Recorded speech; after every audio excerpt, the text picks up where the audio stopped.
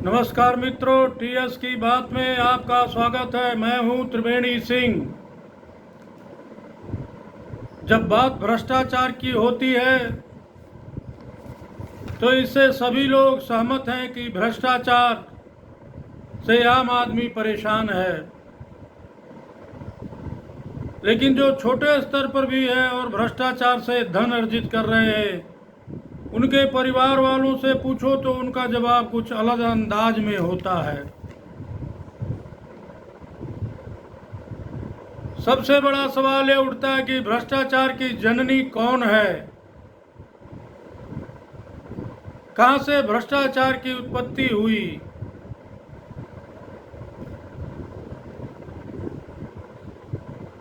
तो इस प्रश्न का जवाब सबसे पहले यही मिलेगा कि भ्रष्टाचार कांग्रेस के कोख से पैदा हुआ है। इस देश में भ्रष्टाचार को बढ़ावा देने वाले इसके जन्मदाता कांग्रेस सरकार ही है। समय के साथ ही इस भ्रष्टाचार के मां और बाप की भूमिका में भ्रष्ट राजनीतिज्ञ और अफसरशाही है। यह दोनों गठजोड़ इसे खाद पानी दे रहे हैं। भ्रष्टाचार की जड़ें इतनी गहरी हो गई हैं कि अब दफ्तर में क्लर्कों द्वारा पैसा मांगा जा रहा है। पुलिस विभाग पूरी तरह से भ्रष्टाचार को शिष्टाचार की तरह अपना लिया है। रेलवे, पीडब्ल्यूडी, सिंचाई विभाग, आरएएस, आरटीओ, स्वास्थ्य विभाग, रजिस्ट्री विभाग या संक्षेप में कहें तो सेना को छोड़ करके ऐसा कोई विभाग नहीं है जो भ्रष्टाचार के रंग में रंगा हुआ नहीं है।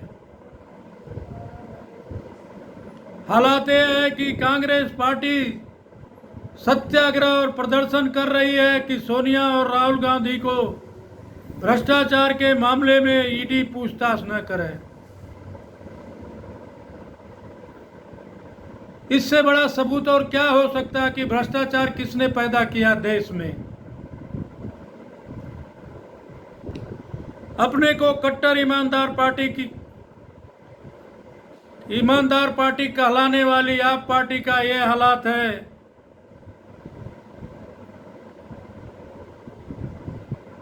कि आबकारी नीति में परिवर्तन करके आप पार्टी द्वारा 144 करोड़ का घोटाला कर लिया गया है।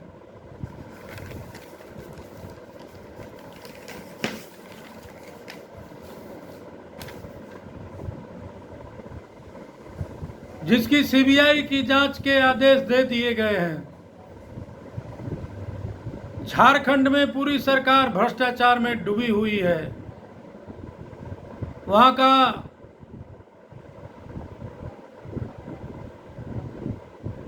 कैबिनेट रैंक की सेक्रेटरी भ्रष्टाचार के आरोप में जेल में है।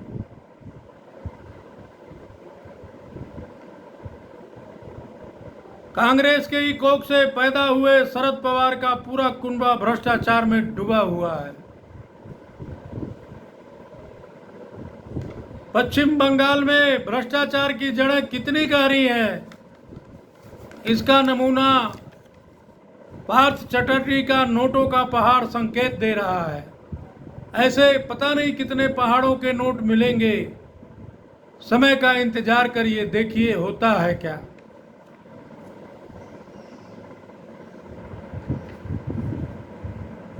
हरियाणा में ओम प्रकाश चौटाला का कुनबा भ्रष्टाचार को गले लगा लिया है। ओम प्रकाश चौटाला खुद ही जेल में है। सपा परिवार भी उत्तर प्रदेश को लूटा है। उन्होंने यूपी के विकास को बाधित किया तथा अपने परिवार का विकास किया है। इसी के साथ इस परिवार के में सामंतवाद के भी लक्षण दिखने लगा है। बिहार में लालू ने जो भ्रष्टाचार किया है वह भारतीय राजनीति में शायद ही कोई कर पाए।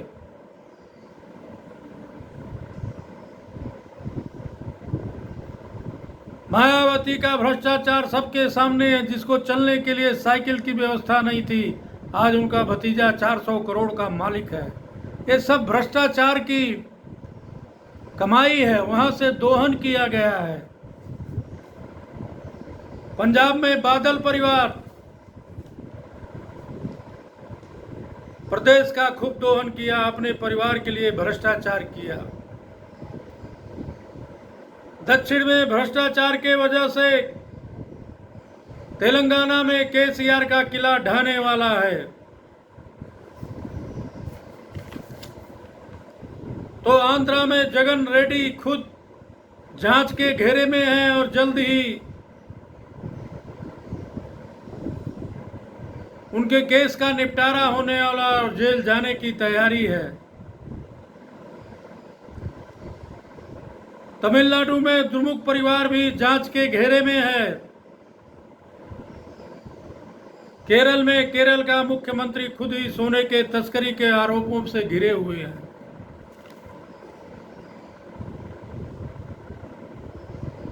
कुल मिलाकर देश में राजनीतिज्ञों द्वारा भ्रष्टाचार को अपना लिया गया है। इन कारणों से देश का विकास बाधित हो रहा है। जिस तरह से गांधी जी ने अंग्रेजों भारत छोड़ो का आंदोलन चलाया था, उसी तरह आज की जरूरत है कि भ्रष्टाचारी राजनेता राजनीति छोड़ो का आंदोलन चलाना पड़ेगा।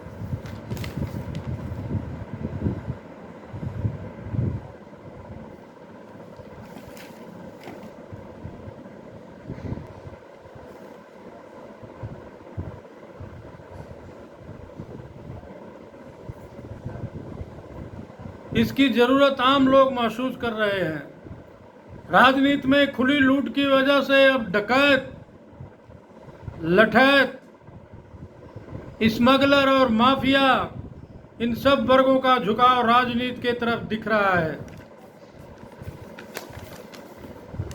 युवा वर्ग में गलत तरीके से धन कमाकर राजनीति करने की प्रवृत्ति बढ़ रही है। अगर इस पर रोक नहीं लगी तो राजनीति का स्वरूप बहुत विभत्स दिखेगा।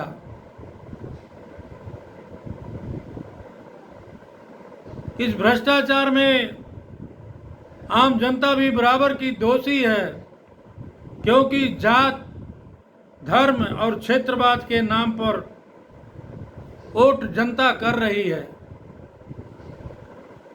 तथा कुछ लोग पैसे लेकर वोट कर रहे हैं, वोट दे रहे हैं।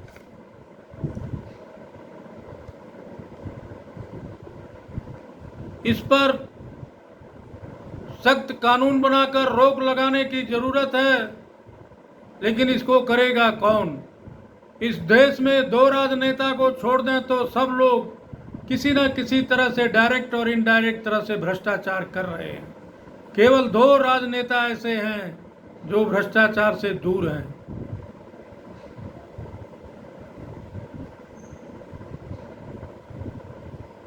मित्रों, अगर आप टीएस की बात से जुड़े नहीं हैं तो जुड़िए, हमारे वीडियो को लाइक करें, ज़्यादा से ज़्यादा शेयर करें तथा कमेंट्स करें तथा मेरे चैनल टीएस की बात को सब्सक्राइब जरूर करें एवं बेल आइकन की बटन दबाना न भूलें, ताकि अगले वीडियो का नोटिफिकेशन आप तक पहुंचता रहे। धन्यवाद।